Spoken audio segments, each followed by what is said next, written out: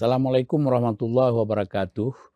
Ada, pertanyaan bahwa seorang makmum mengikuti, melakukan salat jamaah, sementara si imam ini ayatnya terlalu panjang dia baca.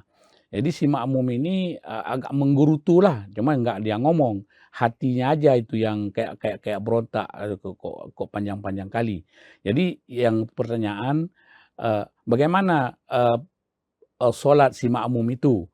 Jadi salat dia hukumnya salat dia sah, salat dia tetap sah, cuma, tidak sempurna karena dia tidak khusyuk dalam salat. Jadi, merasa terburu-buru, merasa seolah-olah lama dengan gara-gara si imam itu baca ayat yang panjang. Maka aturan berjamaah, seorang imam itu harus memperhatikan kalau jamaahnya ramai, itu tidak boleh baca, tidak dianjurkan baca surat yang panjang. Jadi surat yang pendek-pendek saja.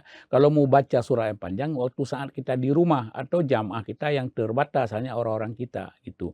Jadi jangan dengan kita baca surat yang panjang, membuat tidak khusyuk si makmum yang ada di belakang. Jadi begitu. Jadi salat si makmum yang demikian salatnya tetap sah. Demikian. Assalamualaikum warahmatullahi wabarakatuh.